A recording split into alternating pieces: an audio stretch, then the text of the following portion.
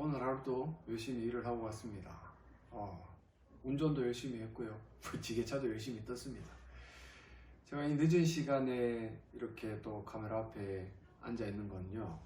제가 중고등부아이들을 섬길 때 그 아이들에게 복음이 무엇인가를 좀 가르치고 싶어서 복음의 기초라는 책을 가지고 좀 수업을 토요일마다 진행을 했었는데 그것도 한 3주, 2주인지 3주인지 정확하게 기억은 안 나지만 코로나가 터지는 바람에 중단이 되었어요.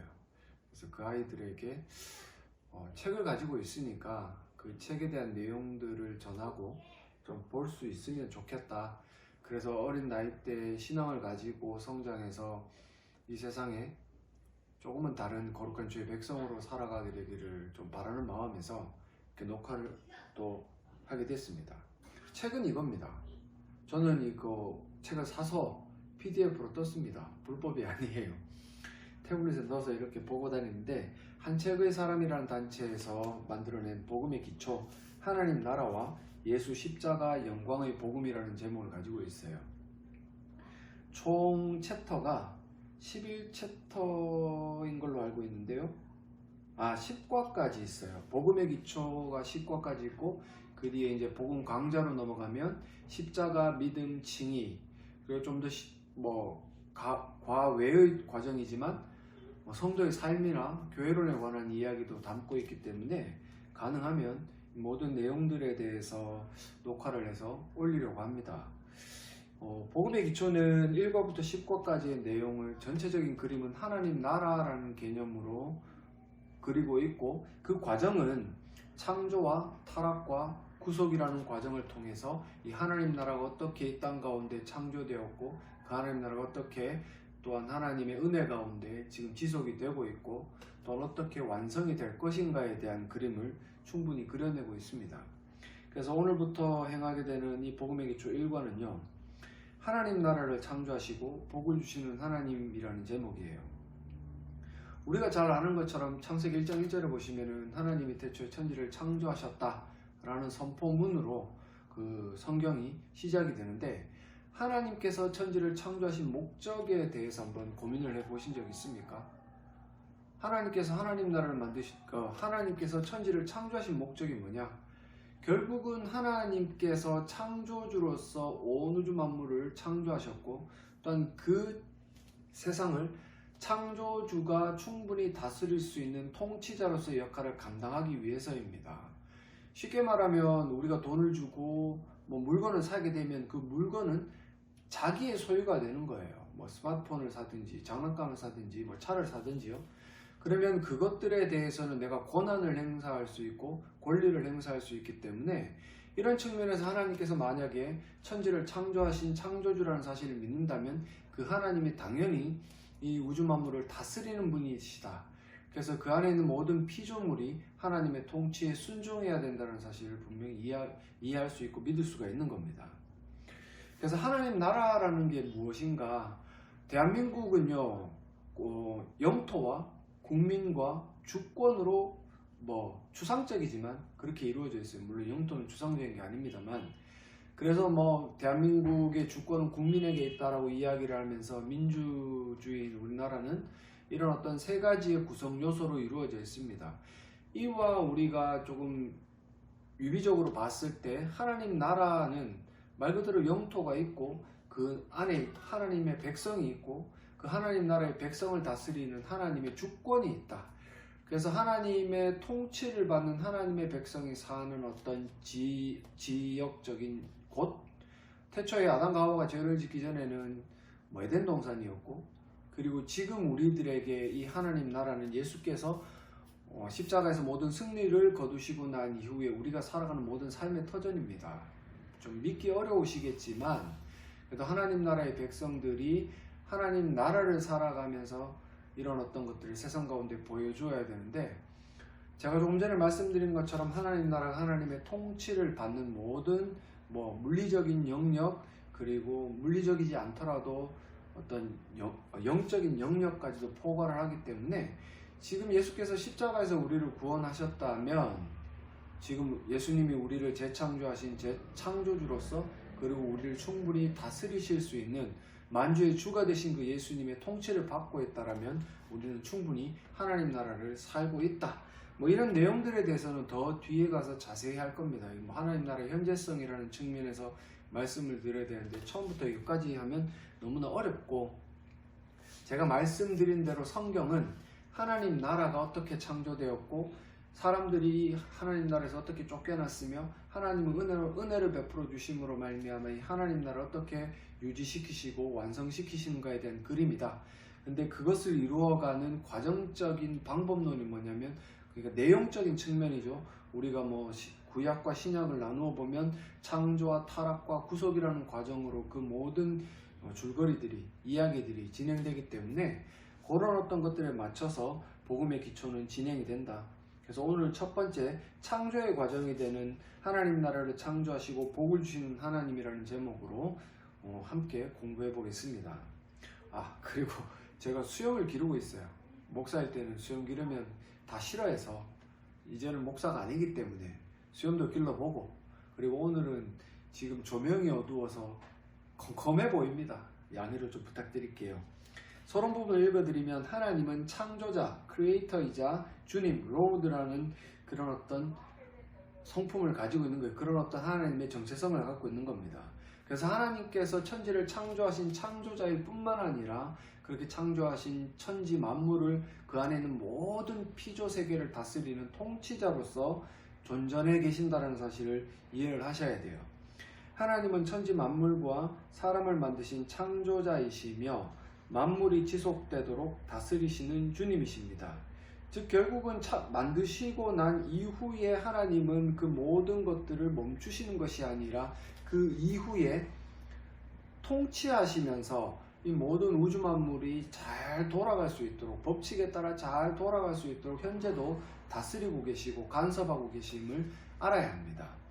그래서 흔히 이단의 이신론을 주장하는 사람들은 마치 하나님께서 이 온 우주 만물을 만드시기는 만드셨지만 그냥 통치하지 않으시고 간섭하지 않으시고 자동적으로 흘러가도록 두신다라고 주장을 합니다. 마치 자동 시계를 만드는 그 시계공이 마지막 부품 하나를 시계에 딱 넣었을 때부터 그 시계가 자동적으로 움직이는 것처럼 이 온 우주 만물도 하나님이 창조하신 그 순간부터 하나님의 개입 없이 스스로 움직이고 있다라고 주장하는 사람, 그런 부류가 있는데 그거는 잘못된 생각들입니다.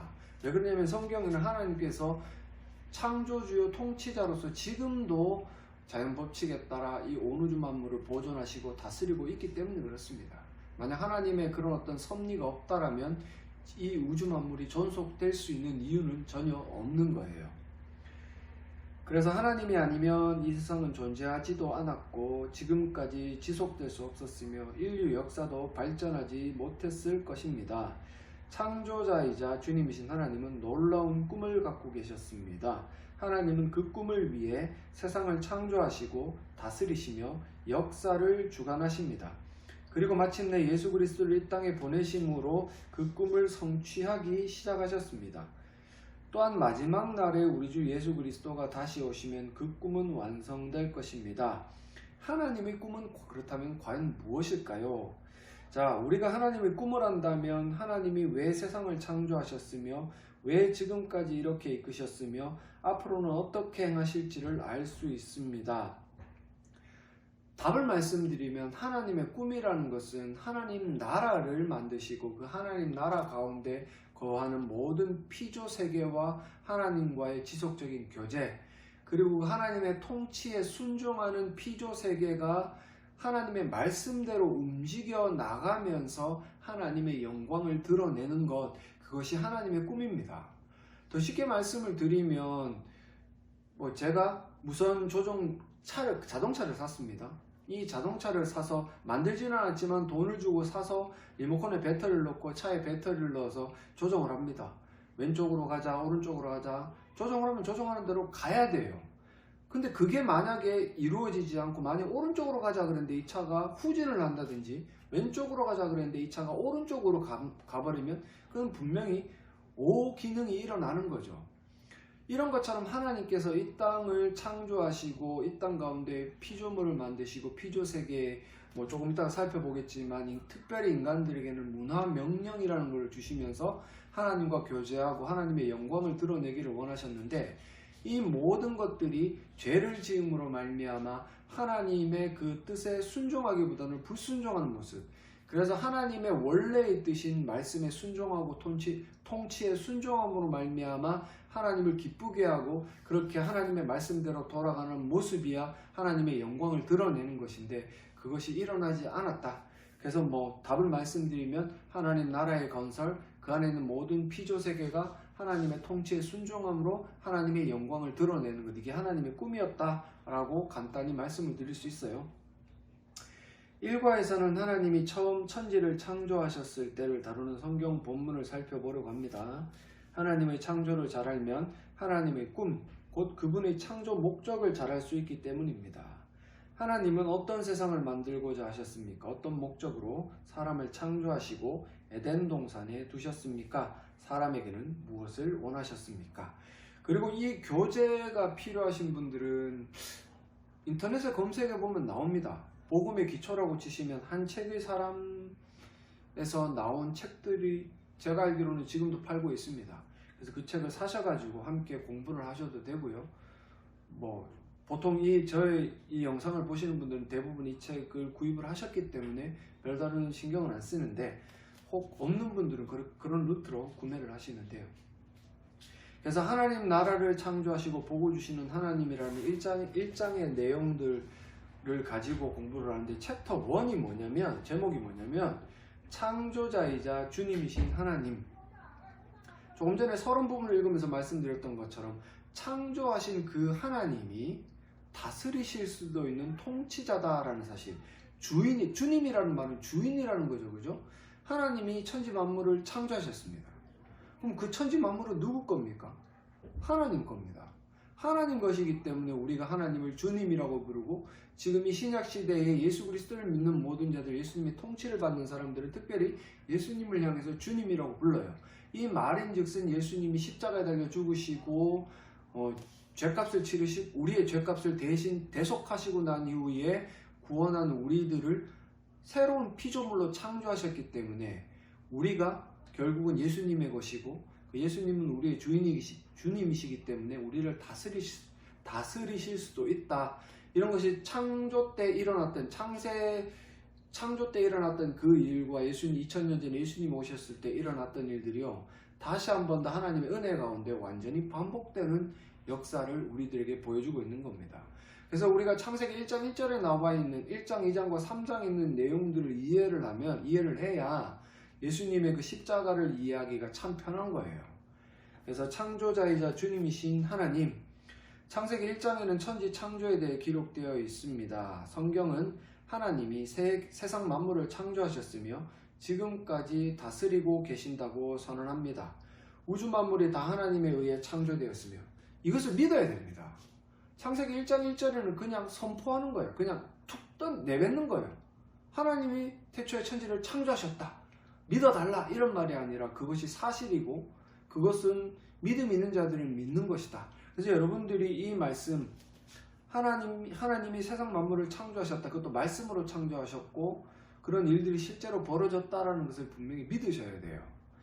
믿어지지 않습니까? 믿게 해달라고 기도하십시오. 제가 늘 말씀을 드리지만 우리의 신앙의 자세라는 게 우리를 거듭나게 하시는, 새 창조물로 창조하시는 성령 하나님 앞에 우리가 늘 겸손하게 엎드려 구해야 필요가 있기 때문에, 이 말씀이 믿어지지 않는다면 엎드려 기도하시기를 저는 권고드립니다. 안 믿어지면 뒤에 있는 내용들을 믿을 수가 없어요. 그래서 세상 만물을 창조하셨으며 지금까지 다스리고 계신다고 선언합니다. 우주 만물이 다 하나님에 의해 창조되었으며 다스려진다는 성경의 선언은 참으로 놀라운 말씀이 아닐 수 없습니다. 창세기 1장을 읽으면서 하나님께서 무에서 유를, 즉 아무것도 없는 상태에서 말씀으로만 이 천지 만물을 창조하셨다. 믿어지는 게 오히려 이상할 수도 있겠지만 성령 하나님께서 주시는 믿음으로 말미암아 이 말씀을 보게 되면 그게 믿어져요. 희한하게. 사람은 무언가 만들려면 재료가 있어야 돼요. 도구도 있어야 되고, 그리고 그것을 사용할 수 있는 기술도 있어야 되고. 그래서 사람이 말로 무언가를 만들어낼 수 있는 법은 없습니다. 재료를 가지고 뭐 찰흙으로 못을 빚는다 하더라도 찰흙이 있어야 되고 손이 있어야 되고 기술이 있어야 되고 어떤 대상물이 있어야 되는 것처럼 인간의 어떤 그런 어떤 창조적인 활동과 하나님의 창조는 다릅니다. 하나님은 전능하신 분이기 때문에 말씀으로 이 모든 우주 만물을 다 아무것도 없는 상태에서 만들어내셨다? 이거는 너무나 당연한 일 아니겠습니까? 우리가 우리의 지성으로만 인간의 어떤 한계에 갇혀서만 이것들을 생각하면 이것이 거짓말이다. 이것이 뭐 그냥 하나님에 대한 신화가 아니냐라는 등의 어떤 쓸데없는 말을 할 수 있겠지만 하나님을 우리의 라인으로 끄집어내리기 시작하면 그건 신앙이 아니라 그건 하나의 말 그대로 신화로 만들어서 자기를 섬기는 일일 뿐인 거예요. 내가 믿고 싶은 하나님을 섬기는 것 뿐입니다. 그래서 하나님께서 무에서 유를, 혼돈에서 질서를 창조하시는 과정을 잘 살펴보십시오. 하나님이 창조하신 세계를 통해 하나님이 어떤 분이신지를 알 수가 있습니다. 즉 이 창조의 과정을 통해서도 하나님이 어떤 분이신가를 우리가 충분히 알 수 있다라고 오늘 이 복음의 기초 이 챕터 1에서는 이야기를 해요. 창세기 1장 1절과 5절을 먼저 간략하게 설명을 드릴게요. 태초에 하나님이 천지를 창조하시니라. 뭐 그냥 선포문입니다.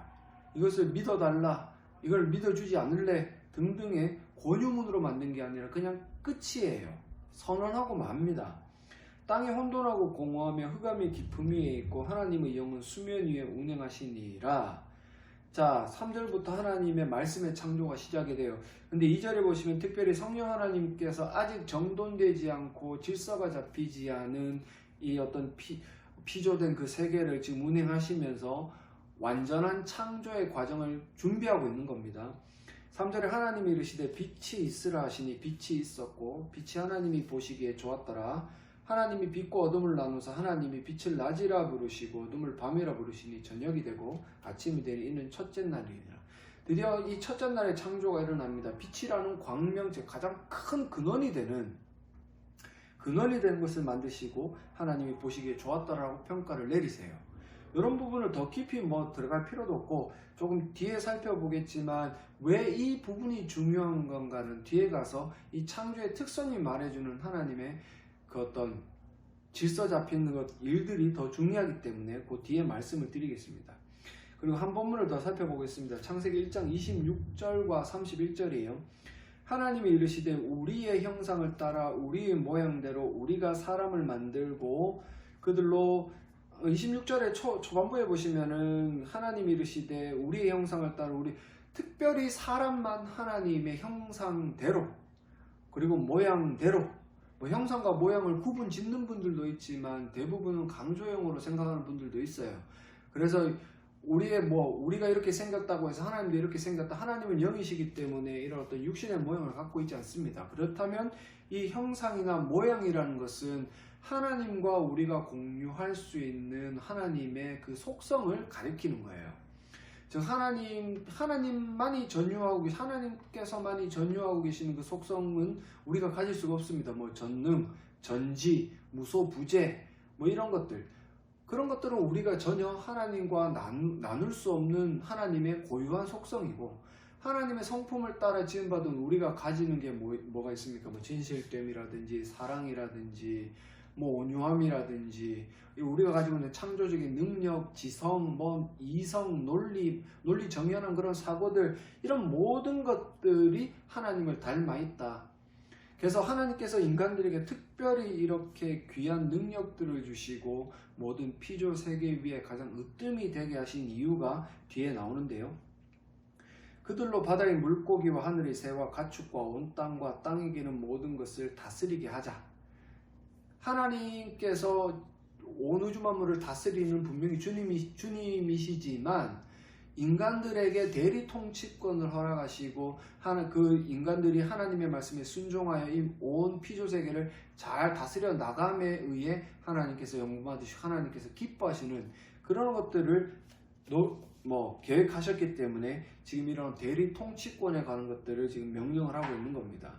27절에 하나님이 자기 형상 곧 하나님의 형상대로 사람을 창조하시되 남자와 여자를 창조하시고 하나님이 그들에게 복을 주셨다. 복을 주셨는데 뭘 복을 주셨어요? 하나님이 그들에게 이르시되 생육하고 번성하여 땅에 충만하라.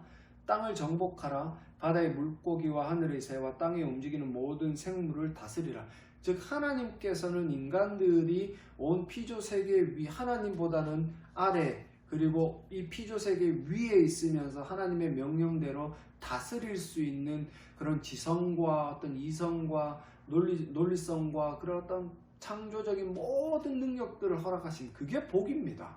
그 복을 받아서 지금 이 남자와 여자라고 이야기를 했지만 이 남자 여자 특별히 우리가 아담과 하와라는 건 뒤에 성경을 알고 있기 때문에요.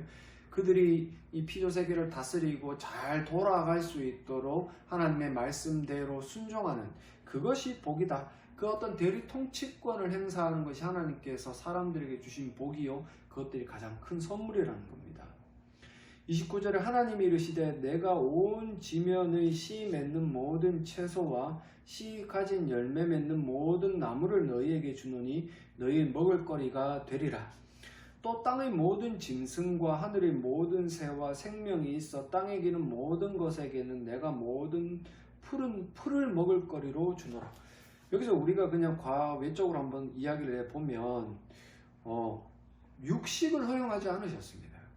왜 그러냐면 육식을 허용하게 되면 피를 흘려야 되고 피를 흘린다라는 것은 결국은 어떤 짐승들이나 어떤 것들에게 죽음이라는 게 오게 되는 건데 결국은 우리가 어떤 신학자들은 사람의 죽음이 죄로 말미암아 왔다.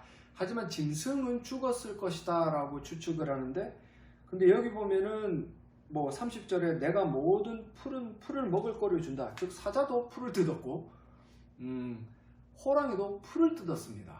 악어는 플랑크톤을 먹었겠죠. 육식을 했다는 얘기가 없어요. 즉 우리가 이런 어떤 육식을 통해서 무언가 피를 흘리고 그들의 살을 먹는다라는 것은 결국 이 모든 행위가 하나님께서 피조세계를 만들어 가시는 그런 어떤 온유한 모습과는 조금 다르기 때문에 우리가 그냥 우스갯소리로 사자도 풀을 뜯고 뱀도 사람을 안 물었겠죠. 지금 여기까지는요. 하여튼 이런 어떤 모습들이 있다. 그리고 하나님이 지으신 그 모든 것을 보시니 보시기에 심히 좋았더라. 저녁이 되고 아침이 된 이는 여섯째 날이니라. 즉 첫째 날과 여섯째 날의 창조의 과정을 지금 우리가 살펴보았습니다. 특별히 더 깊이 들어가기에는 시간이 길지 않아요. 그리고 우리의 이 내용들에 대해서 더 제가 많은 지식이 있다고 많이 알려드리겠습니까? 이 정도까지 하고 이렇게 챕터 1에 대한 서론 부분이 되어 있고요. 본문이 되어 있고 그리고 뒤에는 문제가 3문제 혹은 4문제 정도씩 이렇게 주어지면서 이 부분에 대해서 이제 살펴보도록 책은 구성되어져 있어요. 그래서 챕터 1이 창조자이자 주님이신 하나님이시다. 하나님을 창조주요 통치자로 주님으로 선포를 하고 있는데 1번의 문제가 뭐냐면 하나님은 세상을 질서 있고 조화롭게 창조하셨습니다. 아래 표를 보고 어떤 순서로 창조하셨는지 말해 보십시오. 모든 창조 세계에 대해 하나님은 어떻게 평가하셨습니까? 뒷부분의 질문 평가는요. 보시기에 심히 좋았더라, 보시기에 좋았더라, 심히라는 단어가 붙었다고 특별히 뭔가 다른 의미를 두고 있는 것 같지를 않아요. 그냥 하나님께서 만들어 놓으신 하나님 그 완전한 창조된 피조세계를 바라보신 하나님의 평가는 좋았다. 근데 중요한 거는 첫째 날부터 여섯째 날까지 만들어진 창조물 그리고 그 어떤 창조물의 그 창조 순서나 그리고 어떤 과정에 대한 그 특성을 우리가 이해할 때 하나님이 어떤 분인가를 우리가 잘 이해할 수 있을 것 같거든요. 첫째 날은 우리가 조금 전에 살펴봤지만 빛을 만드셨습니다. 근데 4일째가 돼야 광명체들이 만들어져요. 해와 달, 별들이 만들어지는데 그래서 어떤 신학자들은 봐라 넷째 날 해와 달, 별들이 만들어졌는데 도대체 이 첫째 날 만들어진 빛은 뭐고? 저도 잘 모르겠습니다. 근데 우리가 유추해 볼 수 있는 것은 이 빛이라는 개념이 꼭 태양, 하나님의 그 무한한 능력 아래에서 이 빛이라는 게 만들어질 수 없었을까? 시간적인 개념이 만들어져서 빛을 나누어서 낮과 어둠을 만드셨는데 하나님의 능력 아래 그런 것들을 우리가 100% 이해할 수는 없겠지만 어떤 목적에서든 간에 하나님께서는 첫째 날 빛을 만드셨어요. 둘째 날은 물과 하늘을 만드셨고요. 셋째 날은 땅과 채소와 식물을 만드셨습니다. 이 첫째 날, 둘째 날, 셋째 날의 창조의 과정을 보면 여기서 무언가 어떤 수직적인 의미가 있음을 우리가 조금 살펴볼 수 있어요. 빛이라는 어떤 허공에 있는, 그러니까 근원이 되는 그런 어떤 개념에서부터 그 아래에 있는 물과 하늘이라는 개념, 그리고 인간이 발 딛고 살아가는 땅이라는 개념, 즉 저 근원과 밑에 인간이 살고 발 딛고 있는 이 기초가 되는 땅, 수직적인 어떤 질서가 보인다라고 저는 생각을 해요. 어떤 신학자도 이런 어떤 비슷한 주장을 한 적이 있거든요. 그래서 첫째 날 빛과, 둘째 날 물과 하늘, 셋째 날 땅이라는 이런 어떤 창조의 과정을 통해서 하나님, 빛이라는 하나님의 근원으로부터 인간이 발 딛고 살아가는 이 땅에까지 수직적인 질서가 분명히 있다. 하나님께서 창조하신 질서에는 분명히 수직적인 질서가 있다. 이게 뭐예요? 창조주와 피조물의 관계를 분명히 이해하고 살아가라. 이런 의미를 저는 도출해 내거든요. 그리고 넷째 날, 다섯째 날, 여섯째 날, 첫째 날 빛이 만들어졌는데 넷째 날에는 광명체들, 즉 그 빛에 대응이 되는 해와 달과 별, 굉장히 조화롭지 않습니까? 빛이라는 큰 개념 아래 하나님께서는 조화롭게 해와 달과 별을 넣어 놓으셨어요. 둘째 날 물과 하늘을 창조하셨는데 다섯째 날에는 그 물에 살 수 있는 물고기, 이 하늘에 살 수 있는 새들을 만들어 놓으시면서 이런 공간적인 측면에다가 개체를 집어 넣으셔서 굉장히 조화롭게 만드시는 하나님의 창조의 두 번째 특성을 볼 수 있습니다. 그리고 세 번째, 땅과 채소와 식물, 땅이라는 이런 어떤 곳에 채소와 식물을 먹고 살 수 있도록 여섯째 날에는 짐승들과 사람을 만드셨어요.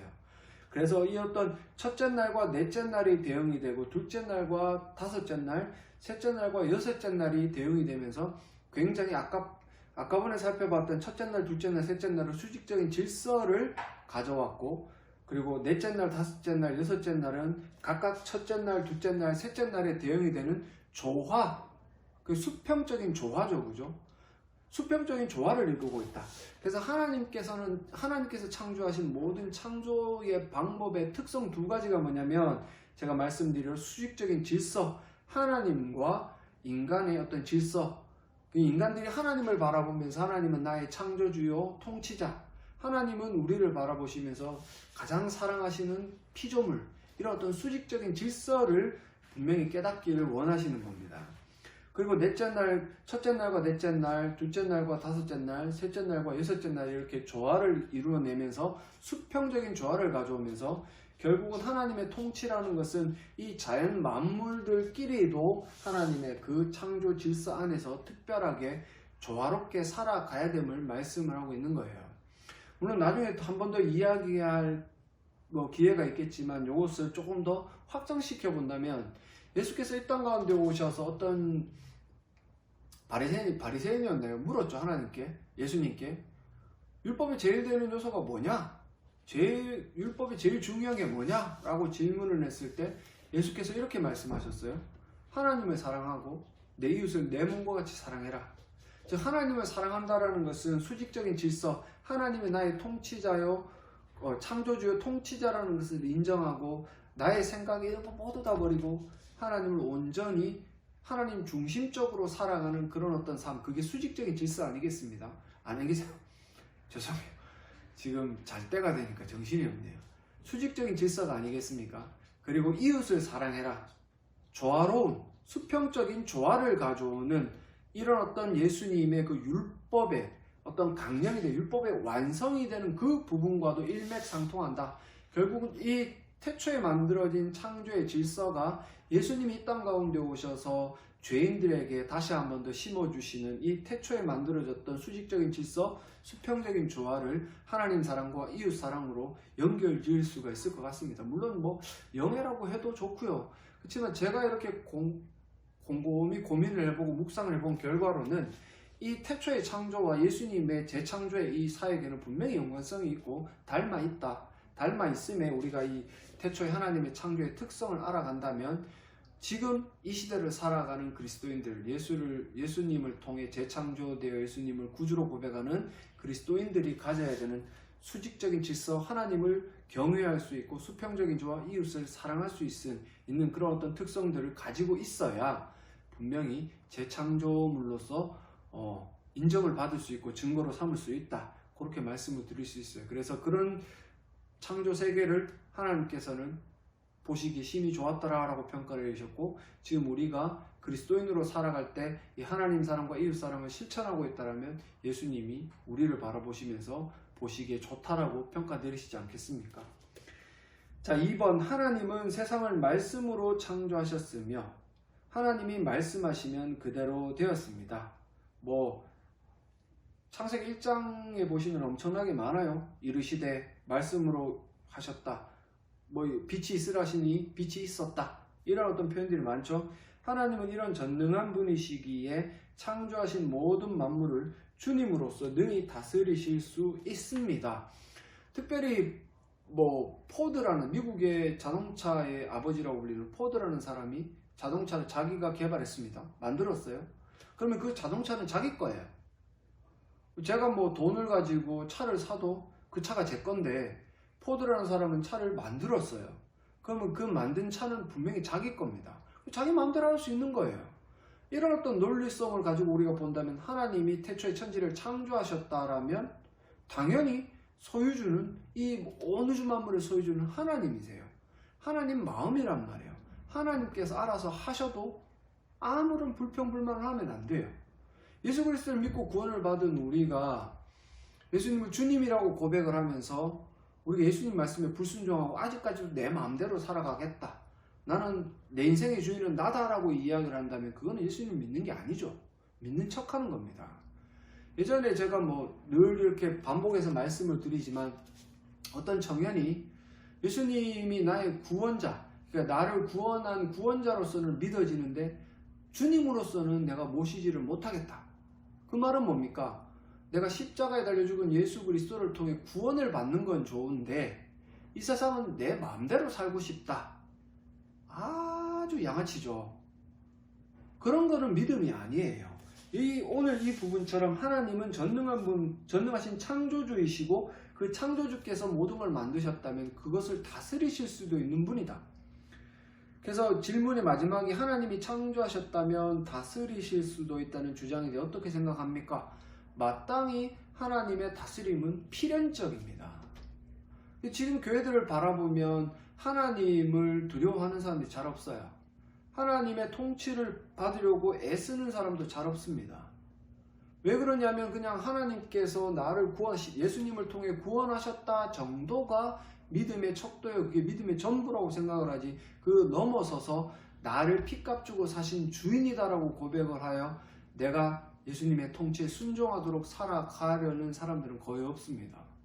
그렇기 때문에 교회들이 야단을 많이 맞는 거예요.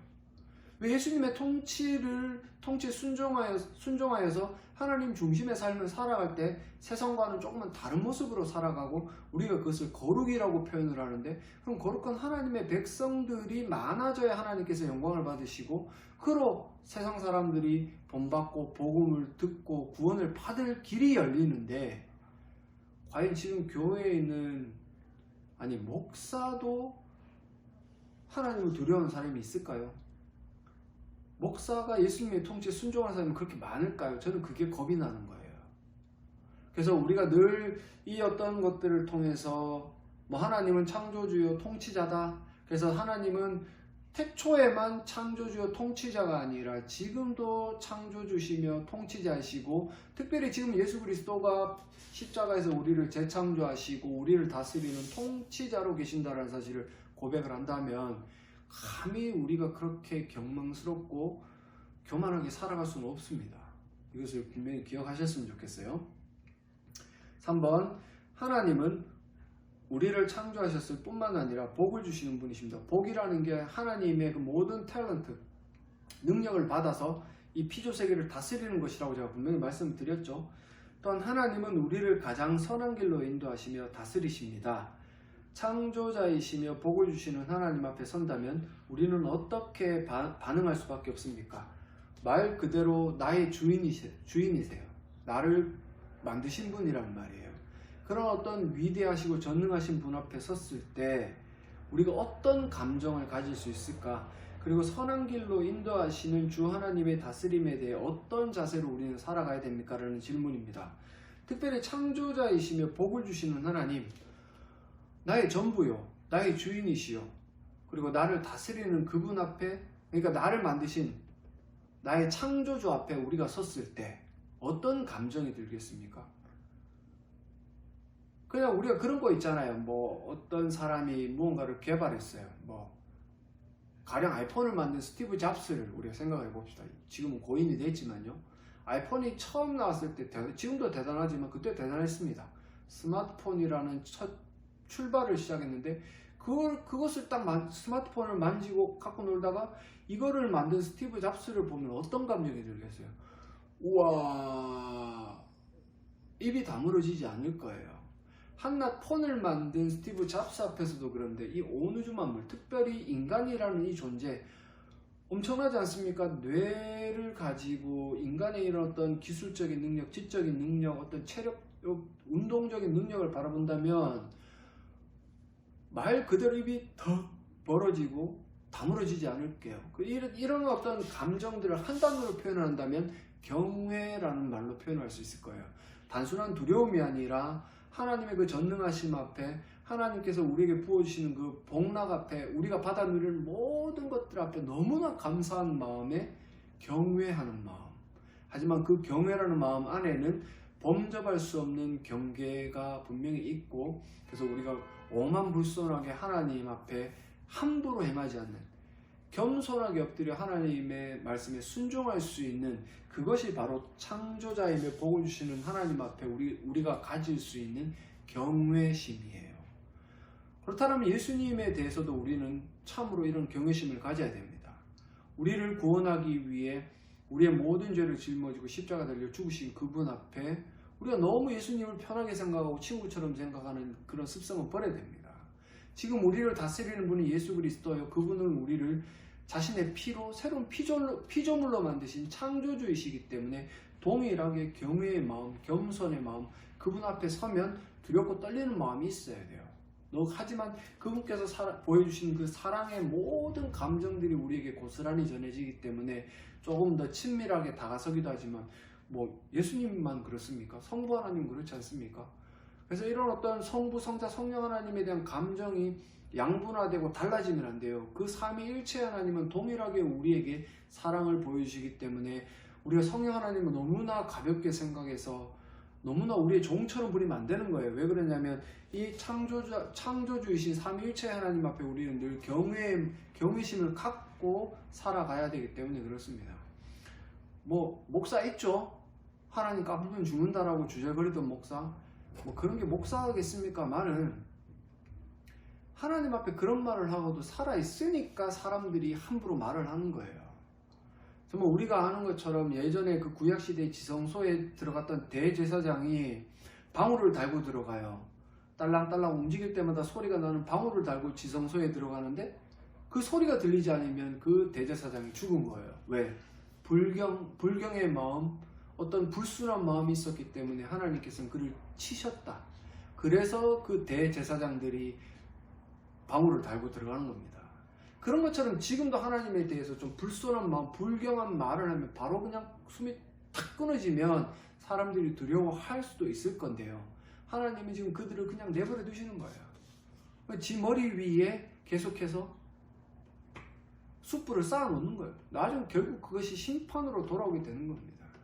여러분들이 하나님에 대해서 물론 아버지이기 때문에 우리가 친밀해야 되지만 그 앞서 창조주라는 하나님에 대해서는 우리가 늘 경외하는 마음이 있어야 된다. 그래야 겸손할 수 있습니다. 두 번째, 다스리시며 인도하시는 하나님. 지금도 우리를 다스리시고 이끄시는 예수 그리스도의 그 모든 통치 앞에 우리는 어떤 자세, 어떤 모습이 있어야 됩니까? 순종해야 됩니다. 적어도 순종하려는 그런 어떤 전제는 갖고 있어야 돼요. 아예 예수님 말씀에 나는 뭐 예수님 말씀 안 들어도 구원받았으니까 됐어라는 엉뚱한 착각으로 살아가는 사람들이 얼마나 많습니까? 예수를 믿으면서 목사가 되어도 죄를 짓고요. 칠계를 범하고도 아무런 양심의 가책도 느끼지 않는, 돈을 그렇게 횡령하고도 그것이 아무런 일도 아닌 것처럼 말을 하는 사람들이 있고요.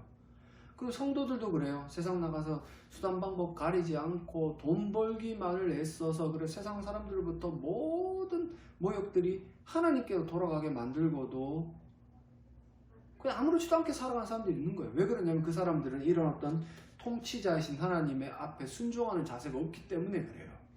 이 두 개는 따로 뗄 수가 없는 거예요. 하나님을 경외하고 경외해야 말씀에 순종할 수 있기 때문에 나는 하나님을 경외하는데 순종하기는 좀 그래 라는 말이 얼토당토 않고요. 옆에 고양이가 지금 뛰어올랐습니다. 나는 말씀에 순종을 하는데 하나님은 경외하진 않아, 이런 말도 안 되는 거예요. 하나님을 경외하는 자가 말씀에 순종하는 겁니다. 하나님을 경외하는 자가 겸손하기 때문에 말씀에 순종할 수 있는 거예요. 이런 두 가지 일들은 떼려야 뗄 수 없는 그런 하나님에 대한 믿는 자들, 하나님 나라 백성, 즉 하나님의 통치를 받는 그 하나님 나라 안에서 살아가는 백성들이 가지는 모습이에요. 지금 우리들에게 적용을 해본다면 우리를 피값 주고 재창조하신 예수 그리스도, 그분을 우리가 주님이라고 고백을 합니다. 한마디라도 우리가 입에서 주여 주여라고 고백을 한다면 그 예수님 앞에 우리가 경외하는 마음, 그 경외하는 마음에서 우러나오는 겸손의 자세로 늘 그분의 말씀에 순종해야 된다. 이게 뭐예요? 아까 말씀드렸던 창조의 특성이 되는 수직적인 질서와 수평적인 조화를 이루어가는 것. 그래서 이것들을 지금 예수님 말씀에 비추어 본다면 제가 말씀드렸던 것처럼 하나님을 사랑하고 이웃을 사랑하는 것.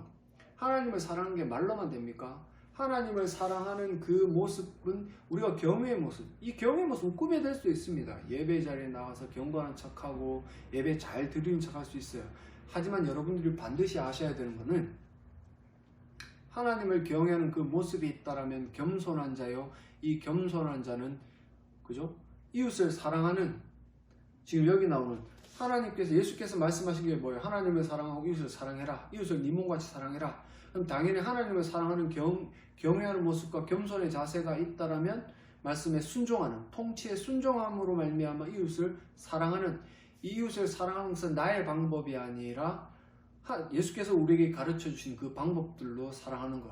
결국 이 두 가지, 하나님을 경외하고 말씀에 순종하는 자세는 떼려야 뗄 수가 없다. 이 두 가지가 모두 있어야 태초에 지어진 하나님의 형상 따라 지어진 그 창조물이요, 지금으로 따지면 예수 그리스도의 그 모든 능력에 덧입어 거듭난 믿는 성도, 그 자들에게 이런 모습들이 있다라고 우리는 적용해 볼 수가 있는 겁니다. 그래서 정리를 해보겠습니다. 첫째로 하나님 나라를 창조하시고 복을 주시는, 하나님의 꿈이라는 것은 이 하나님 나라를 만드시고 그 안에 거하는 모든 피조물과 교제하는 것. 이 교제의 내용들이 결국은 챕터 1에서 나오는 것처럼 창조자이자 주님이신 하나님을 우리가 믿고 따르는 것. 그래서 창조의 질서가 뭐라고 그랬습니까? 수직적인 질서, 수평적인 조화. 이 두 가지가 분명히 피조물에, 특별히 하나님의 형상 따라 지음받은 피조물들에게 있어야 돼요. 그래서 이 두 가지를 깨달은 자가 창조자이시며 복을 주시는 하나님 앞에 경외하는 자세로, 겸손한 자세로 나아갈 수 있고, 그런 자들이 통치하시고 다스리시고 인도하시는 그 하나님의 말씀에 순종할 수 있는 것이다. 결국 지금 우리에게 적용을 해본다면 예수님을 주님이라고 고백하는 것은 예수님이 나를 피값 주고 사신 창조주라는 것을 고백하는 것이고, 똑같아요.